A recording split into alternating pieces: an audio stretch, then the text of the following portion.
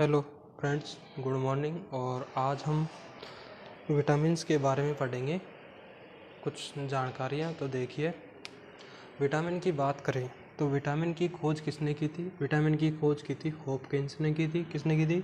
Hopkins ने की थी। नामकरण किसने किया था? फंक ने किया था। किसने किया था? नामकरण फंक ने किया था। लेकिन जो कंपटीशन एग्ज़ाम है उसमें जो आंसर आता है वो क्या आता है? फंक आता है। या विटामिन की अगर बात करें तो ये दो प्रकार का होता है। कितने प्रकार का? दो प्रकार का होता है। कौन कौन से? जल में घुलनशील विटामिन और वसा में घुलनशील विटामिन। जल में घुलनशील विटामिन की अगर बात करें, जल में घुलनशील विटामिन की अगर बात करें तो ये कौन कौन से होता है? बी और सी होता है। कौन कौन सा होता है? बी और सी होता है। ठीक है, यानी कि गाय भैंस पानी में, तो ये बी और सी। और वसा में घुलनशील विटामिन कौन कौन से होते हैं? के, ई, डी, ए। जिसे अगर अपन सम्मिलित रूप से कहें तो इसे हम कीड़ा भी कह सकते हैं। देखिए, कीड़ा, के, ई, डी, ए, कीड़ा। और जो बच गए वो कौन बच गए? दो बच गए, बी और सी। वो कौन से हो जाएंगे? जल में घुलनशील। और कीड़ा कौन सा हो जाएगा? वसा में घुलनशील। ठीक है, अब देखिए, जल में घुलनशील विटामिन के बारे में हम बात करते हैं। जल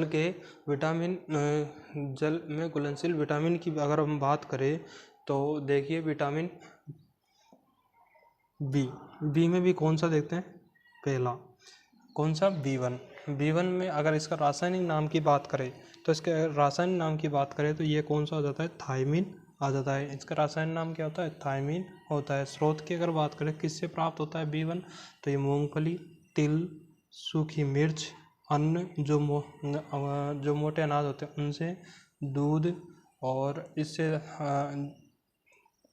ठीक है। उसके बाद में इसके अगर रोग की बात करें, बी वन से की कमी से होने वाले रोग की अगर बात करें तो कौन कौन से रोग होता है? बेरी रोग होता है। कौन सा रोग होता है? बेरी रोग होता है। विटामिन बी टू की बात करें, विटामिन बी टू की रासायनिक नाम क्या होता है इसका? राइबोफ्लेविन होता है। राइबोफ्लेविन होता है।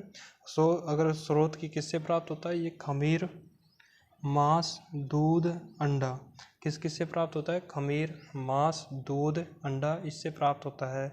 अगर रोग की बात करें तो कौन कौन से रोग होते हैं? जैसे त्वचा का पटना, आंखें लाल होना और वजन में कमी।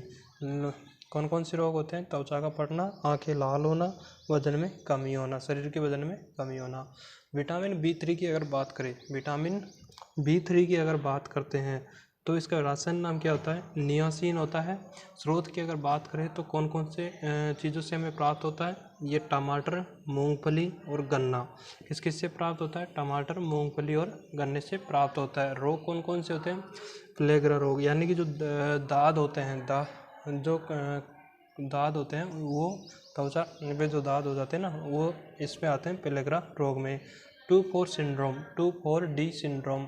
कौन कौन से रोग होते हैं? प्लेगरा और 4D सिंड्रोम होते हैं।